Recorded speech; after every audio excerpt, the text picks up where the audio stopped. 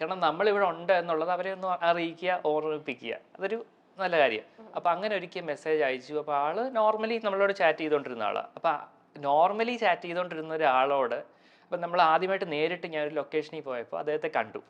Just ചിരിച്ചു, സംസാരിക്കാൻ വേണ്ടി അങ്ങോട്ട് പോയപ്പോൾ ആളെന്തോ ഭയങ്കര ഒരു ആറ്റിറ്റ്യൂഡ് ഇട്ടിട്ട് അങ്ങോട്ടേക്ക് പോയി. അപ്പം ഞാൻ വിചാരിച്ചു ഇയാൾ എന്ത് മനുഷ്യനെ. പക്ഷേ അതിൻ്റെ ബാക്കി ഞാൻ പറഞ്ഞല്ലോ, ഞാൻ അന്ന് പറഞ്ഞില്ലേ ഈ ഒരു സംഭവം ഇൻസൾട്ട് ചെയ്യുന്നു. പക്ഷേ ദൈവം ഉണ്ടെന്ന് പറയുന്നതിൻ്റെ തെളിവ് ഇതേ കൺട്രോളർ ഞാൻ ചെയ്ത ഒരു വർക്കിൻ്റെ കൺട്രോളറായിട്ട് വന്നു.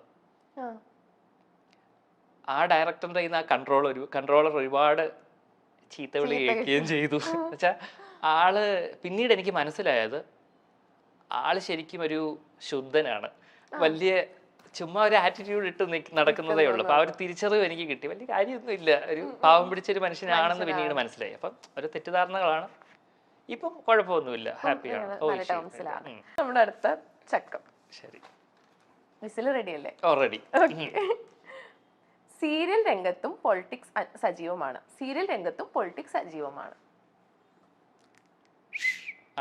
അങ്ങനെ തോന്നാൻ കാരണം പൊളിറ്റിക്സ് ചിലർക്ക് മാത്രം അവസരങ്ങൾ കൊടുക്കുക.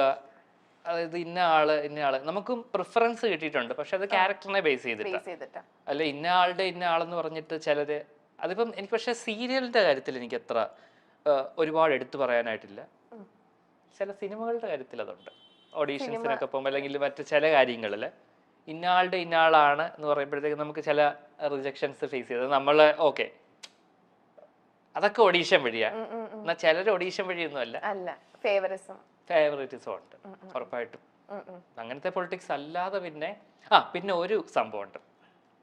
ഈ ചില ആൾക്കാർ, അതായത് അതോറിറ്റീസ്, ഇതിനെ ഷൂട്ടിംഗ് സംബന്ധിച്ചുള്ള അതോറിറ്റീസിന്റെ കാര്യത്തിൽ ഒരു പ്രിഫറൻസ് കൂടുതൽ ചില ആർട്ടിസ്റ്റുകൾക്ക് കൊടുക്കാറുണ്ട്. അതൊരു ബേസ് ചെയ്തിട്ട് ഇൻ ദ സെൻസ് ഫെസിലിറ്റീസിന്റെ കാര്യത്തിൽ.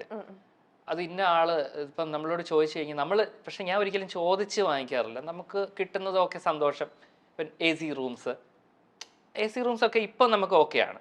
പണ്ട് തുടങ്ങിയ കാലഘട്ടങ്ങളിലൊക്കെ ചിലപ്പോൾ അത് ഞങ്ങളുടെ ഷൂട്ടൊക്കെ പുറത്തായിരുന്നു, ഡൽഹി ബോംബെ ഒക്കെ ആയിരുന്നു. അപ്പം അതുകൊണ്ട് എന്തായാലും നല്ല റൂംസും കാര്യങ്ങളൊക്കെ നല്ല ഇതാണ്. പക്ഷെ ഒരു വർക്കിൽ വന്നപ്പോഴത്തേക്ക് ഇന്ന ആളെ മാത്രം ഒരു പ്രത്യേകം, അതായത് ചിലപ്പം വർക്ക് നേരത്തെ കഴിഞ്ഞാൽ അവരെ പ്രത്യേകം ഒരു വണ്ടിക്കകത്ത്. ഞാൻ ഒരിക്കൽ ഒരു പ്രോജക്റ്റിൽ നൈറ്റ് ഷൂട്ട് കഴിഞ്ഞു, എനിക്ക് നേരത്തെ കഴിഞ്ഞതാണ്. അപ്പോൾ അവിടുത്തെ ഒരു കൺട്രോളർ പറഞ്ഞു കഴിഞ്ഞു പൊക്കോ എന്നൊക്കെയാണ്. അപ്പം നമ്മളിവിടെ അങ്ങുമല്ല, കേരളത്തിന് പുറത്താണ്. നമ്മൾ പോകാൻ വേണ്ടിയിട്ട് ആ വണ്ടിയിൽ കയറി, ഞാനും എൻ്റെ വേറൊരു ഫ്രണ്ട്സും ആർട്ടിസ്റ്റുകളൊക്കെ. അപ്പോൾ അവിടുത്തെ ഒരു ലേഡി ആർട്ടിസ്റ്റിനെ ഇതുപോലെ കഴിഞ്ഞു. അപ്പോൾ അവരെ കൊണ്ട് വിടാൻ വേണ്ടിയിട്ട്, അപ്പം നമ്മളും ആ വണ്ടിയിൽ സഞ്ചരിച്ചു എന്ന് പറഞ്ഞിട്ട് കുഴപ്പമൊന്നുമില്ല, നമ്മൾ ഒരേ ഹോട്ടലിൽ തന്നെ സ്റ്റേ ചെയ്യുന്നത്. പക്ഷെ അത് ഉടനെ കൺട്രോളർ പറഞ്ഞു എവിടെ പോകുന്നു, ഇറങ്ങ. അപ്പം ഞാൻ വിചാരിച്ചു എന്തുവാ ഇത് എന്ന് വെച്ചാൽ നമ്മളൊരു വാഹനത്തിൽ കയറിയിരിക്കാനുള്ള കൊതി കൊണ്ടൊന്നുമല്ല, മറിച്ച് നമുക്ക് വർക്ക് കഴിഞ്ഞു എന്നോട് പോകാൻ പറഞ്ഞിട്ടാണ് ഞാൻ പോയത്.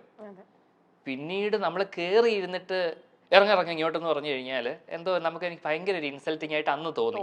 ഇപ്പൊ പിന്നെ ബോധേഡല്ല, ഒന്നും തോന്നലില്ല. ആണോ ഓടാ എന്നൊക്കെയുള്ള ബാക്കി പറയുന്നില്ലേ, അത്രേ ഉള്ളൂ. മനോരമയിലൂടെ പ്രേക്ഷകരുടെ ഇഷ്ട സീരിയലായി മാറിയ സീരിയലാണ് ചാക്കോയും മേരിയും. ഇതിൽ കേന്ദ്ര കഥാപാത്രങ്ങളായത് ചാക്കോയെ അവതരിപ്പിക്കുന്നത് ഏറെക്കുറെ പുതുമുഖമായ സജിൻ ജോൺ ആയിരുന്നു. സീരിയലിലെ പോലെ തന്നെ ചില ട്വിസ്റ്റുകൾ സജിന്റെ ജീവിതത്തിലും ഉണ്ടായിട്ടുണ്ടെന്ന് സജിൻ മുൻപ് തുറന്നു പറഞ്ഞിട്ടുണ്ട്. ചാക്കോയും മേരിയും സീരിയലിലൂടെ വലിയൊരു ഹൈപ്പ് തന്നെ സജിന് ലഭിച്ചിരുന്നു. എന്നാൽ പിന്നീട് താരം അധികം സീരിയലൊന്നും കണ്ടില്ല. എന്താണ് താരത്തിന് സംഭവിച്ചത്? കാരണം പെട്ടെന്ന് നല്ലൊരു പുതുമുഖമായിട്ട് ഒരു ചെറുപ്പക്കാലം അവതരിപ്പിച്ചുകൊണ്ടാണ് സജിൻ എത്തിയത്. സജിൻ നല്ലൊരു അധ്യാപകനാണ്, എന്നാൽ സീരിയലിലേക്കുള്ള അഭിനയ മോഹം കൊണ്ട് സീരിയലിലേക്ക് എത്തിയ ഒരാൾ കൂടിയാണ്. എന്നാൽ അവിടെ നിലനിൽക്കാൻ സജിന് കഴിഞ്ഞില്ല. സീരിയലിലും എല്ലാവരും കാണും പോലെ പൊളിറ്റിക്സ് ഉണ്ടെന്നാണ് സജിൻ പറയുന്നത്. പത്തനംതിട്ട ജില്ലയിലെ തുമ്പമണ്ണാണ് സ്വദേശം. അപ്പന് കൺസ്ട്രക്ഷൻ ആണ്, ഇലക്ട്രിക്കൽ കട നടത്തുന്നുണ്ട്. അമ്മ റിട്ടയർഡ് ഹെഡ് മിസ്ട്രസുമാണ്. താൻ എല്ലാവരുടെയും ഏക മകനാണെന്നാണ് സജിൻ പറയുന്നത്. പിന്നെ അച്ഛന്റെ അമ്മയുണ്ട്. ഇതാണ് ഇവരുടെ കുടുംബം. അഭിനയം ചെറുപ്പം മുതലേ ഇഷ്ടമാണ് സജിന്. 2ാം ക്ലാസ് മുതൽ നാടകം, സ്കിറ്റ്, മറ്റു കലാപരിപാടികൾക്കെല്ലാം തന്നെ രംഗത്തുണ്ടായിരുന്നു. പക്ഷേ ഡിഗ്രി കഴിഞ്ഞ ശേഷമാണ് അഭിനയിക്കണം എന്നുള്ളൊരു മോഹം എത്തിയത്. കുടുംബത്തിൽ ആർക്കും അങ്ങനെ കലാപാരമ്പര്യങ്ങളൊന്നുമില്ല. ഏത് വാതിലിൽ മുട്ടണം എന്ന് സജിന് അറിയില്ലായിരുന്നു. അങ്ങനെ പഠിക്കാൻ പോയി. PGയും BEdും ചെയ്തു. അത് കഴിഞ്ഞ് 2 വർഷം സ്കൂൾ അധ്യാപകനായി ജോലി ചെയ്തു. ആ സമയത്താണ് തന്റെ ഫേസ്ബുക്ക് സുഹൃത്ത് നടൻ സാബു വർഗീസ് തന്റെ ഫോട്ടോ ഒരു സംവിധായകന് അയച്ചു കൊടുക്കുന്നത്. അവിടെ വെച്ചാണ് ജീവിതത്തിലെ വഴിത്തിരിവ് സംഭവിക്കുന്നത്. എന്നെ സജിനെ ഓഡിഷന് വിളിക്കുന്നു, അങ്ങനെ പോകുന്നു, തിരഞ്ഞെടുക്കുന്നു. അങ്ങനെയാണ് മഴവിൽ മനോരമയിലെ ഭ്രമണം എന്ന പരമ്പരയിലേക്ക് സജിൻ എത്തുന്നത്. ശരി. ചില സീരിയലുകളിൽ ചെയ്തു വെച്ച കഥാപാത്രങ്ങൾ ചെയ്യേണ്ടിയിരുന്നില്ല എന്ന് തോന്നിപ്പോയിട്ടുണ്ട്? ഇല്ല, ചെയ്ത ക്യാരക്ടേഴ്സ് ഒക്കെ ഒരുപാട് ഇഷ്ടപ്പെടുന്നവരാണ്, എല്ലാം ഇഷ്ടത്തോടെ കൂടി ചെയ്തതാണ്. അങ്ങനെ എല്ലാ ഒരു അവസരങ്ങൾ എന്ന് പറയുമ്പോഴെല്ലാം ദൈവം കൊണ്ടുതരുന്ന ഓരോ കാര്യങ്ങളൊക്കെ. അപ്പൊ അതെല്ലാം എല്ലാം വളരെ ഇമ്പോർട്ടന്റ് ആയിട്ടുള്ള എല്ലാ ഇഷ്ടത്തോടെ. ഏതെങ്കിലും ക്യാരക്ടേഴ്സ് ഇംപ്രൂവ് ചെയ്യണം അങ്ങനെ തോന്നിയിട്ടുണ്ടോ? അങ്ങനെ ചോദിച്ചാൽ നമുക്കൊരു ശരിക്കും ഇപ്പം അമ്മ അറിയാതെ തന്നെ ഒരു ക്യാരക്ടർ എടുത്തു പറയുകയാണെങ്കിൽ നമുക്ക് പലപ്പോഴും ആലോചിക്കും, ഇത്രയും പാവം പിടിച്ച് നമ്മൾ ചില സിറ്റുവേഷൻസിൽ ഇവനെന്താ ഈ ക്യാരക്ടർ എന്താ ഇങ്ങനെ പറയുന്നേ, ഇങ്ങനൊക്കെ പറഞ്ഞൂടെ. പക്ഷെ നമുക്കൊരു സ്പേസ് അവിടെ ഇല്ല. സ്ക്രിപ്റ്റ് റൈറ്റർ എന്ത് തരുന്നോ അദ്ദേഹം ആ എഴുതി വെക്കുന്ന ഡയലോഗ് കൊണ്ട് രൂപപ്പെടുന്ന ഒരു ഇമേജ് ഉണ്ട്. അത് കാരണം എനിക്ക് ഒരുപാട് തെറിവിളി കേട്ടിട്ടുണ്ട്. അയ്യോ കൊള്ളാം, എന്തുകൊണ്ട് എന്ന് വെച്ചാൽ ഇയാൾ ഇതെന്തോന്ന് കിഴങ്ങനെ അങ്ങനെയുള്ള രീതിയിലല്ലേ. പക്ഷെ നമ്മൾ ശരിക്കും റിയലി അങ്ങനത്തെ ഒരു ക്യാരക്ടറോട് യാതൊരു ബന്ധവും ഇല്ല. പക്ഷെ നമ്മൾ ആ പറഞ്ഞല്ലോ ഒരു ഫോഴ്സ് ചെയ്യുക, നമ്മൾ അങ്ങനെ ചെയ്തേ പറ്റൂ. അപ്പം നമ്മൾ വിചാരിക്കും ഓക്കെ അഭിനയമല്ലേ ഇഷ്ടം, പിന്നെ അങ്ങനെ ചെയ്തേക്കാം. പിന്നെ ചേട്ടൻ്റെ ഒരു യമുന എന്ന് പറഞ്ഞിട്ടൊരു ഷോർട്ട് ഫിലിം ഉണ്ടെങ്കിൽ അതിനകത്ത് ചേട്ടൻ നെഗറ്റീവ് ക്യാരക്ടർ ഇപ്പൊ ചേട്ടനെ കൊണ്ട് അങ്ങനെയൊക്കെ ചെയ്യാൻ പറ്റുമോ? കാരണം അത്രയും എനിക്ക് തോന്നുന്നു ചേട്ടൻ ഏറ്റവും ഹൈലൈറ്റ് ചേട്ടൻ്റെ ചിരിയാന്ന് തോന്നുന്നുണ്ട്. ഭയങ്കര നിഷ്കളങ്കായിട്ടുള്ളൊരു ചിരിയാ.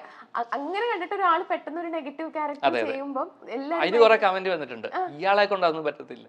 അപ്പം നമ്മള് സീരിയസ് റോള് ചെയ്യാൻ എനിക്ക് സത്യം പറഞ്ഞ സൈക്കോ റോളുകൾ ഭയങ്കര ഇഷ്ടമാണ്. അങ്ങനത്തെ പാവമായിട്ടിരുന്നിട്ട് ചിരി വില്ലത്തരം കാണിക്കുന്ന, എന്നാൽ നമ്മളുടെ മനസ്സിൽ വില്ലൻ എന്ന് പറഞ്ഞു കഴിഞ്ഞാൽ ഇച്ചിരി മസിലൊക്കെ പെരുപ്പിച്ച് വന്ന് നിന്ന് കുറെ ഡയലോഗ് അടിക്കുക, അതല്ല. വില്ലൻ വേഷങ്ങൾ എന്ന് പറയുമ്പോൾ നമ്മുടെ ജീവിതത്തിലാണെങ്കിലും വില്ലന്മാർ ഒരുപാട് പല രൂപങ്ങളിലല്ലേ. അപ്പൊ നമുക്ക് എക്സാക്ട് ഇതുപോലെയാണ് ഇയാൾ ഇങ്ങനെയാണെന്ന് പറഞ്ഞാൽ ഭയങ്കര മസിൽ പെരുപ്പിച്ച് ഭയങ്കര നിഷ്കളങ്കമായിട്ടുള്ള മനസ്സുള്ള ആൾക്കാരില്ലേ? ഉണ്ട്. അപ്പൊ അതുപോലെ അല്ല ഞാൻ പറഞ്ഞത്, റിയൽ ലൈഫുമായിട്ട് ഉണ്ടാവും. റിയൽ ലൈഫ് ഇൻസിഡന്റ് മെമ്മറീസിലെ തന്നെ വില്ലൻ വേഷങ്ങൾ.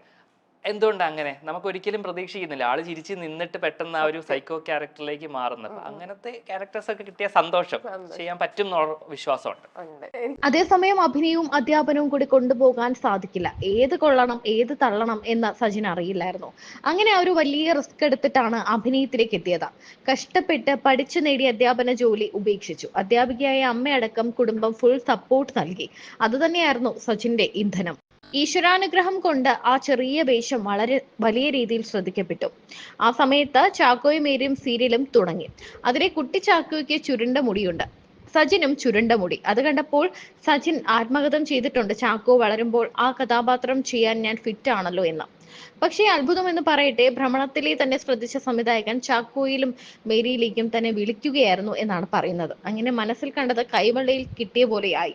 ചെറുപ്പകാലം അമ്മ മലപ്പുറം താനൂരിലായിരുന്നു വർഷങ്ങൾ ജോലി ചെയ്തത്. അങ്ങനെ കുട്ടിക്കാലത്ത് 3-4 വർഷം അവിടെ വാടക വീട്ടിലൊക്കെ സജിൻ താമസിച്ചിട്ടുണ്ട്.